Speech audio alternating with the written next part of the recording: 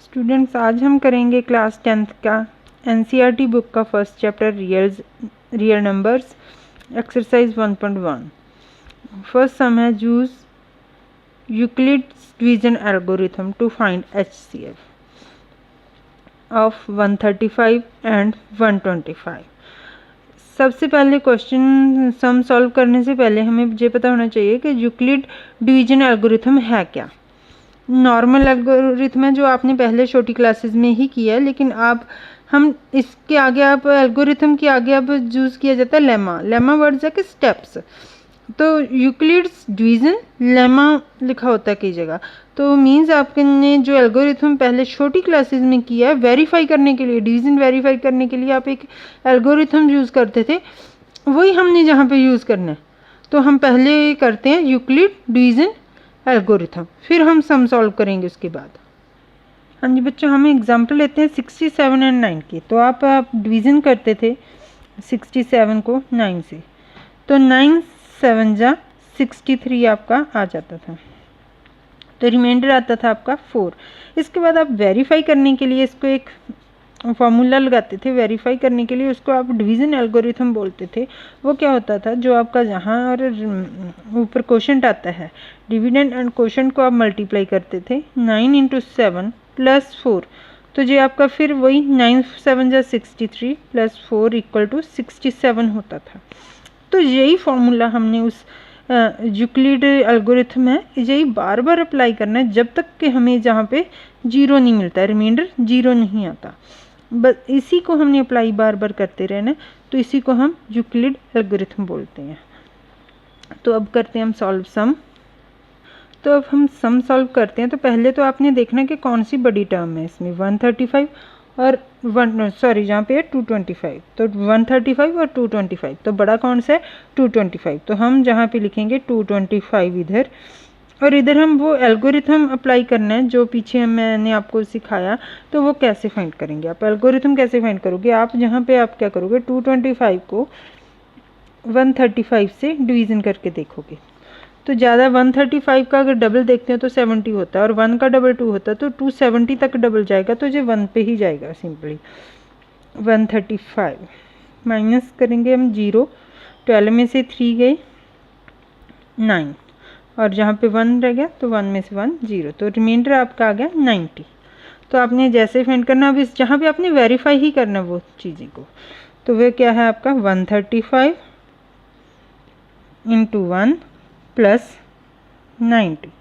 ऊपर आपने एक स्टेप लिख देना है कि as 225 greater than 135 apply Euclid lemma, Euclid division lemma.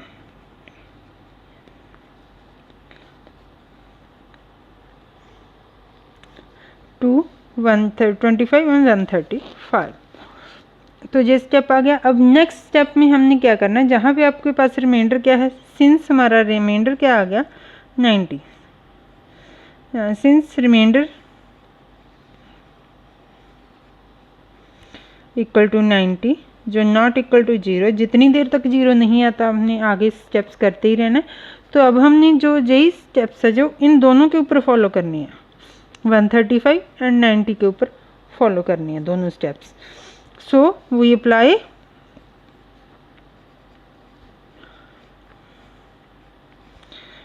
Euclid division lemma to 135 and 90। Again आपने वही करना है, 135 हमने इस साइड रखना है और इधर वही एल्गोरिथम अप्लाई करना है। तो जहाँ पे आप क्या करोगे, 135 को 90 से डिवाइड करोगे। अब वो 9 2 18, 180 तक जाएगा 2 पे, और सिंपली जे भी 91 पे जाएगा। तो रिमाइंडर आ गया आपका 45। तो जहाँ पे आप अप्लाई करोगे 90 × 1 + 45, फिर सिंपल वही स्टेप्स आप लिखोगे। Since remainder is equal to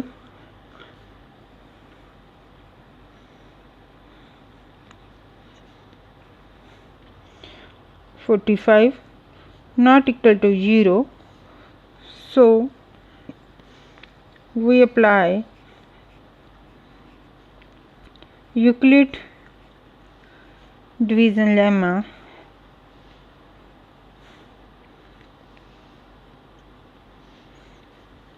to 90 and 45। इसमें क्या बड़ा है 90, तो फिर क्या है, हम जहाँ पे क्या करेंगे 90 इज इक्वल टू, अब नॉर्मली आपको पता ही है कि 45 का डबल 90 होता है, अगर फिर भी नहीं तो आप यहाँ पे करके देखो, 45 टू ज़ा 90 और रिमाइंडर आपके पास 0 आ जाएगा। तो आप 45 मल्टीप्लाई 2 प्लस 0, तो एज रिमाइंडर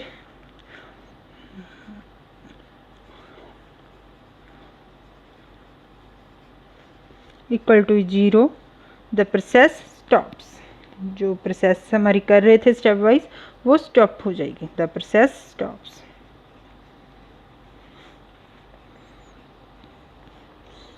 तो अब दोनों बचा क्या हमारे पास 45, स्टेप कहाँ पे स्टॉप कर गए हम 45 पे।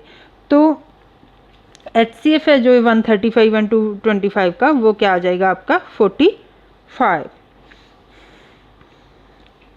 तो डिवाइज़र क्या आ गया आपका इस पे, as divisor at this stage is 45, so HCF of 135 and 225 is equal to 45। यही आपका आंसर आ गया। Thank you.